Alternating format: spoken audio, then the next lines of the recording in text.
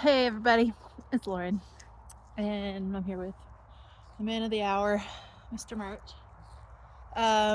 It's Friday, thank goodness, and it's quite a nice day out today. Nope, don't think so.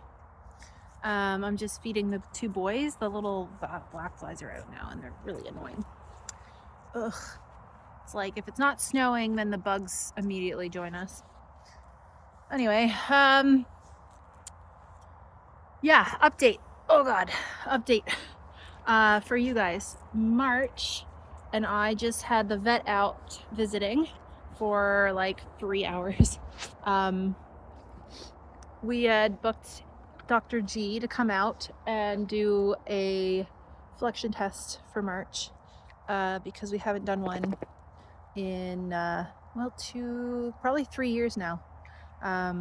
So we were due to get an update. So there's a lot to talk about, and I did get video of most of it. So I'll probably try and like compress that down to the most important stuff. But the long of the short of it is he's actually improving in some areas. His front legs have improved. We are chalking that up to the angle of his foot, the heel that he's been able to grow, and that he's got shoes on. It's really improved his stance and thus improving his joints. So that's good news. Like, I think the only one that was positive on the flexion test was his front left. Back up. Go. His front left fetlock. So that's good. Yeah, happy with that. He checked his shoulders, he checked all the joints in the front, and he said, yeah, the only one that was a little bit of a notice was the front left, not fetlock, sorry, knee. Yeah, his front left knee. So, which I think we've known about. We've had people tell us that in the past. Oh, I know the bugs are bad. Hey, you need your fly mask on. Then the next would be the bad news, which is, okay, shoo. I'm just gonna get this here. You don't need to eat this. Thank you. Okay. Right, the bad news. The bad news, his back left fetlock, which we injected in December, is getting a lot worse. It's now being labeled as moderate to severe arthritis. There's a lot of calcification happening, and there's actually a bit of a bone chip or something that's showing on the x-rays. So that sucks a lot. Yeah, we were kind of hoping to get injections done today, depending on what we needed. Sorry, what's that? Yeah, we were kind of hoping to get injections done today, depending on what the case was. But we decided not to inject today, mainly because, well, we did x-rays. So Dr. G thought, well, there's definitely something else going on in the back left. Everything else seems to be in pretty good shape, but he's compensating, which is why you're seeing it up higher, like in his hip, and in his lower back. And so, yeah, we decided to do x-rays instead of just doing an injection because, well, again, we injected it in December and he's still not very sound. So, did the x-rays, and yeah, you'll see them. I'll show them here. That, you can see where the little bit of bone has come off, or there's some calcification that's just kind of floating in the ether in his joint, which sucks. And actually, he was saying, like, I can feel, and he showed me, there's some heat there too. It's not just like arthritis now, it's also becoming like inflamed and hot and everything. So that is lame. So he said to me, you kind of have there's two treatments that we can ponder, and there's two plans that we can ponder. So the plan that we've decided on out of the two plans were inject today with one of the two options, which was not Novocaine, Noltrex. That's what it's called, Noltrex. And apparently it's kind of like the next level of injection, like synovial fluid. And it kind of creates a bit of a bandage around the cartilage, which helps cushion things. And it sounds pretty cool. It's very expensive. And it's not that hard to do, but where the injection needs to go is pretty far into the joint. And that's not really the concern. My biggest concern is that he can't be on stall rest, as we know. So the mud and the weather right now in our area is not very good outside. It's like today is sunny and warmish, but it's going down to the negative still at night, and it's mud season. And there's a lot of bugs. So he's gonna be stomping and swatting his foot at his belly and all of that jazz. So plus the paddock that he's in needs to be cleaned out. Like, it's a sand paddock, but it's been through the winter and hasn't been cleaned out yet. So all that to say, I don't feel comfortable injecting him today after all, just because the conditions aren't good and I can't have him get infections again. Nobody wants that. So what we're going to do is, we've been given Previcox, which I'm sure most of you know what Previcox is, but if you don't, it is like basically a mild painkiller, like akin to like a Tylenol for humans. It's very, very low side effects. There's nothing that really happens on Previcox. It is a painkiller, so it does just mask the problem. But we know what the problem is. He's had this problem for years, and it's not going away. So I'm not against putting him on a painkiller if it's going to give him some comfort and allow us to continue doing what we're doing with him and make sure that the rest of his fitness and quality of life is strong. Meaning we can take him out for a hack, we can do some light riding, we can continue working in hand with him, and he's not going to feel uncomfortable. Plus just, living. It's just being outside, being out, I'm hoping in 6 weeks or less, ideally less, they'll be out on grass. And then he'll be moving a lot more, which is always good for the joints. But anyway, that's what we're going to do. And that will allow me to pay off this current vet bill and then save for the next one. Yeah, as we know, 2 x-rays are never cheap, but it was really nice to see the joint now and be able to compare it to the last round that we did, which was, I believe, 3 years ago now. Yeah, 2 or 3. Coming up on 3. So yes, that is kind of where we're at. I did talk to the vet about his feed.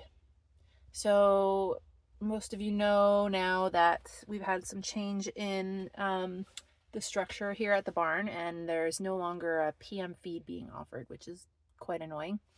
But it is what it is, and we've been trying to juggle that between everything. So I did talk to the vet about that, and March does eat twice a day, and I like him eating twice a day because it just allows, everybody knows it's just better to have a constant kind of flow of food and everything. It's not that he eats a lot of food twice a day, or that, he wouldn't be able to consume that much food in one feed, what he's eating, although it would be a big meal. So it's just that I like to have him split his meals up. Ideally, if I was able to, I'd have him eat 3 times a day, but that's not what we've got. And he's never had meals 3 times a day. He's only ever been eating twice a day. So I did talk to him, and he said, if you have to do it that way, come down to once a day, try and do it when you turn them out on grass. And that was kind of my thought process too. So I think like for the next month to 6 weeks, until they're out on grass, we just have to cobble together and continue feeding. His diet is good. He really thought it was an excellent diet. He's on an anti-inflammatory diet of grain-free alfalfa pellet with beet pulp shredded, and he's got some flax to just kind of help with the fats. And it's really doing wonders for him. He looks very good. Very happy with the body condition. And yeah, like everything else, he's doing great. But that back left is really a problem now. As we knew it was going to happen. Like, I just didn't want it to happen this early. The other 2 things he brought up were the fact that we did Adequan last year, he said was a good idea. And, if we can make it so that we alternate every other year, we're doing injections one year and then Adequan the following year. Adequan's not cheap either. It was like $650 for the round, but it's going to be $750 for the injection. So it's about the same. And I think based on the fact that he's doing so much better, it's like everywhere else, which I'm very happy about. That was awesome to hear. I think doing that in that one joint is going to be our best bet to try and really give it some more life and allow him some more comfort. So, the other thing he said, the other option we had for an injectable is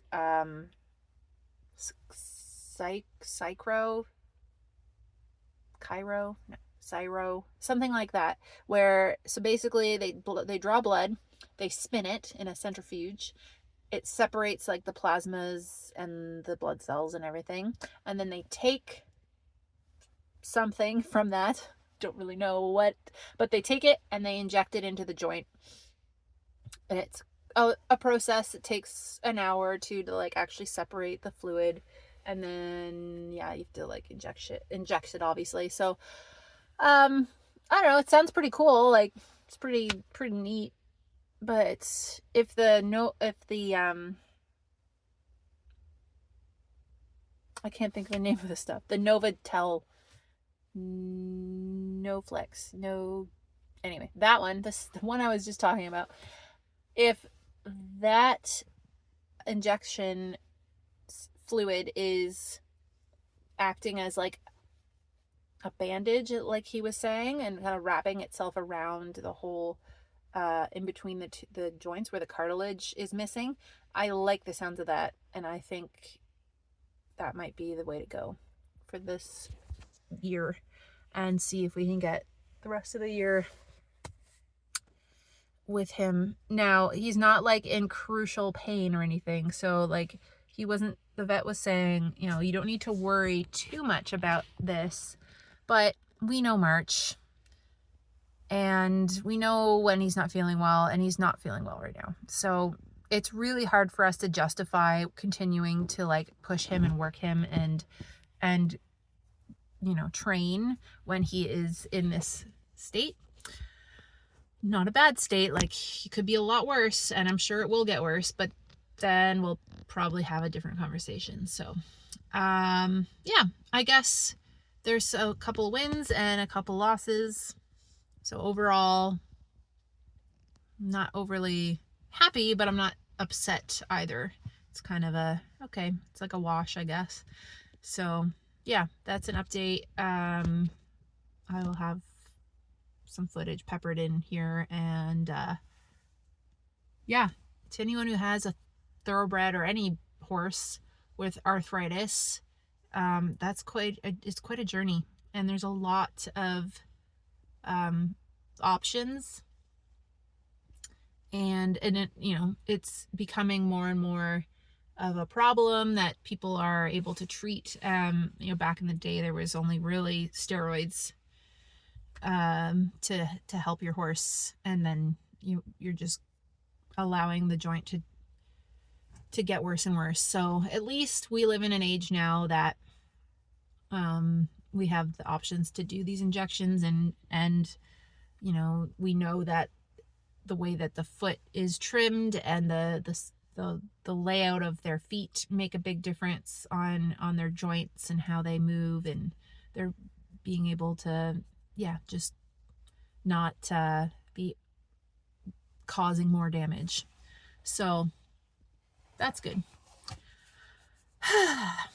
Anyway, I think that's it for now. Thanks for watching. I sometimes remember like the first thing we found is like that this fetlock, the left hind, Yeah, it's having issues. yes, So remember that having lower problems with the joints can be reflected in the upper leg. So my point is like how it's probably just the reflect of that what is going on there. okay, For sure we're going to do a lameness examination. I would like to see him walking, trotting. We're going to do like also some lunging okay, and a couple of flex tests. Okay. So flexion tests. So yep, to be sure what's going on. So I will start with a quick examination right here. Okay. Static. yep.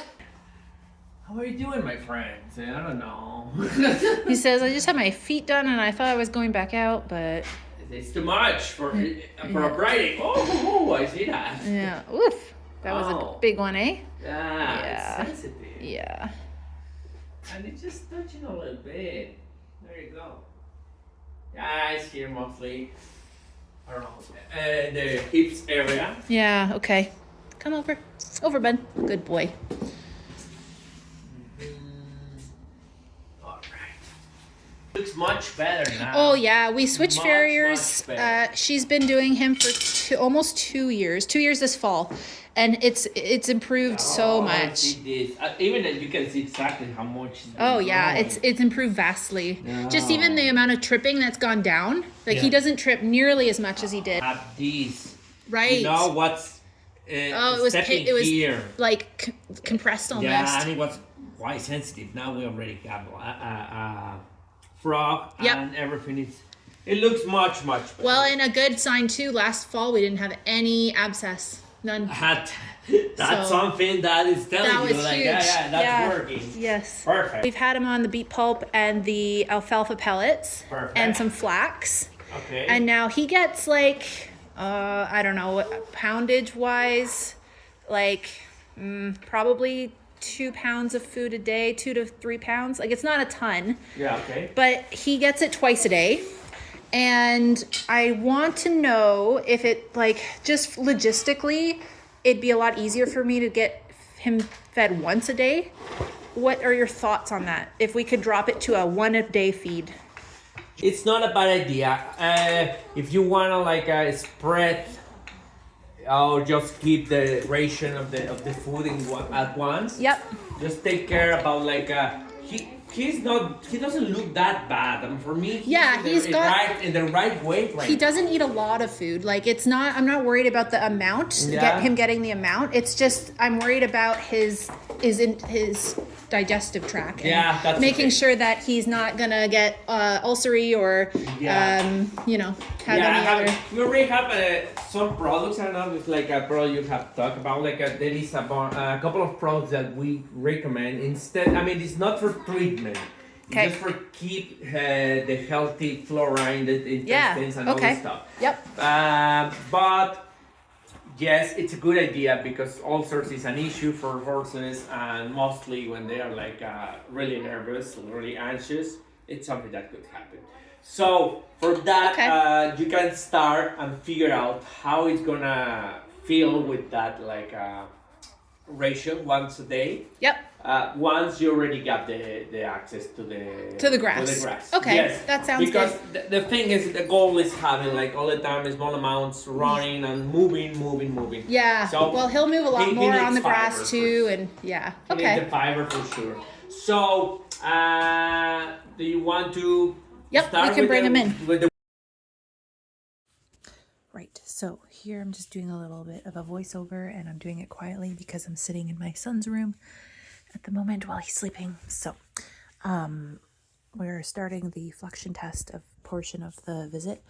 I'm just walking him out here, and Dr. G made a note that he could tell the back left fetlock is not as engaged as the back right fetlock, which is the one with the sock on it. So then we started with the front legs. So the next clips are of him jogging out after holding a flexion in the front two knees. I think this was the front left knee, and that was the only one that had a little bit of a positive. Here we're doing the back fetlocks now, so he's doing the right fetlock first. And I did slow down the clip to show the difference between when he jogs out on the back right and then on the back left. So you can see that, he's not too bad. It's pretty even. A little bit of a tail flick, but nothing too crazy. And here we're doing the left fetlock, and Dr. G's feeling for the heat. There's actually some heat. He's telling me that he can feel it in the fetlock, some warmth. So we're getting ready to leave now, and gives a countdown from 4. So we're getting ready to go. March is not very happy holding his foot up, and he starts to protest. So we actually, I think, let it go a little early, but you'll see the result. It's still quite a fast difference. He really is favoring the left fetlock. Is pretty uneven on that, so didn't need to see much there. He knew exactly what was going on. Yeah, and then he's making a comment about how he's stepping differently. And then we're doing, these are I believe the hocks or the stifle. I can't quite remember. Which were both negative, I think. So, and you can't really see too well as he's jogging away. Yeah, March didn't seem to have too much of a problem with these ones. So, yeah, this was definitely the hawk. Sorry, the hawk. He's loading up. So, and he goes now. Thankfully, his hawks seem to be in pretty good shape. So that's fine. And then we end up doing the hip. So he's pulling the leg across the body. And then we come out, and nothing to write home about there. And then this one, he really had a hard time. He wouldn't, he's obviously in pain, so he wouldn't hold his foot up for Dr. G. And I think he might have actually, stepped on his foot a bit. So we will let him go a little early. And that was the end of the flexion test. Now we're moving into the lunge.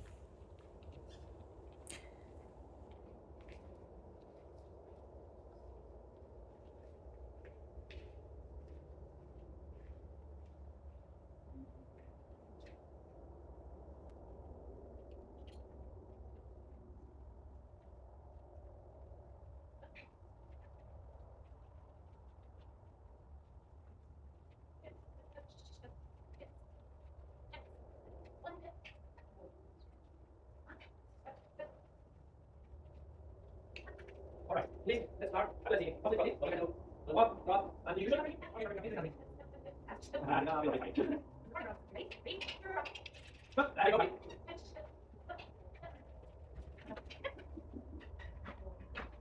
Okay, you can see guys, copy and to the left. Left line. I like it. You can come back, guys.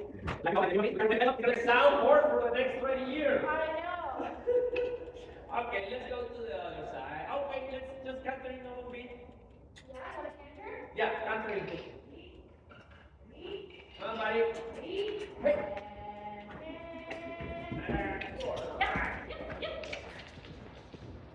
Excellent. Yeah, it's more comfortable. because it's not using that very much. Perfect. Thank you very much.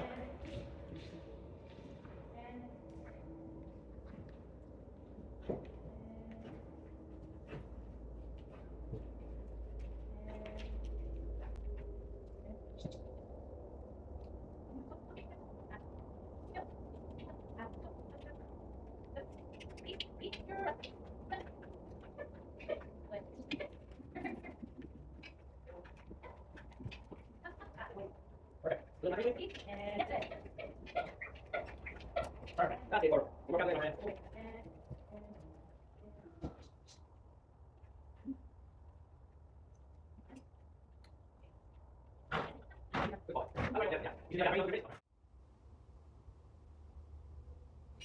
Oh.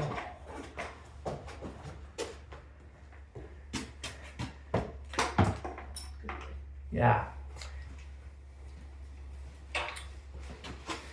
What's that? This is a detachment. It's a piece of I don't want to say like it's a piece of bone, Okay. but probably just a calcification. Also could come directly from this and just separate it. Remember that I see this, that it's quite logical, that this is what we got last time. There's almost no articular space. That's why it's painful Right for him. here? Yeah, if you notice the difference Yeah. between this, and Oh, this, yeah. it's like no articular Nothing. space.